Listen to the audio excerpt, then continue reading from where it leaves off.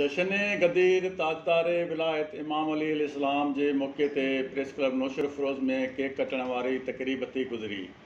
तक़रीब में शिया उलमा काउंसिल जो ज़िले सदर जमीर रहमान जतोई, असलम सियाल, खादम हुसैन मरी ऐं ॿियनि चयो त आका मोहम्मद सल्लल्लाहु अलैहि वसल्लम जिन हज करण बैदि मदीने शरीफ़ वापसि अची रहिया हुआ त ख़ुदा पाक गुदेर जे मैदान ते वही नाज़िल थी। वहीअ में ख़ुदा पाक आका मोहम्मद मुस्तफ़ा सल्लल्लाहु अलैहि वसल्लम खे हुकुम ॿुधाईंदे चयो त ए रसूल अल्लाह, अवां अॼु जेकॾहिं ऐलान न कयो त नबूअत जो को बि हक़ अदा न कयो।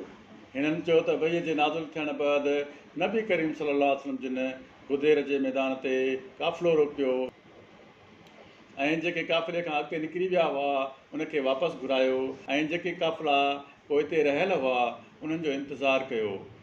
सभिनी हाजिन खे गॾु करे इमाम अली अलैहिस्सलाम जिन जो हथु बुलंद करे 1,20,000 हाजिन जे मेड़ खे ख़िताब कंदे फरमायो त ख़ुदा पाक तव्हांजो मौला आहे।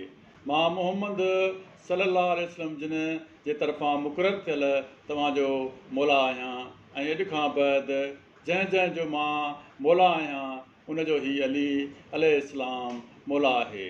उन बैदि आका हज़रत मोहम्मद मुस्तफ़ा सल्लल्लाहु अलैहि वसल्लम ख़ुदा पाक जे दरबार में दुआ घुरंदे फरमायो त ए अलाह, तूं उनखे दोस्त रख जेको अली अलैहिस्सलाम खे दोस्त रखे, उनखे दुश्मन रख जेको हज़रत अली अलैहिस्सलाम सां दुश्मनी रखे। असां सभिनी खे घुरिजे त अलाह पाक जी वहदानियत रसूल पाक जी रिसालत सां गॾु हज़रत अली अलैहिस्सलाम जी इमामत खे तस्लीम करे आख़िरत ऐं दुनिया में सुरख़रू थियूं।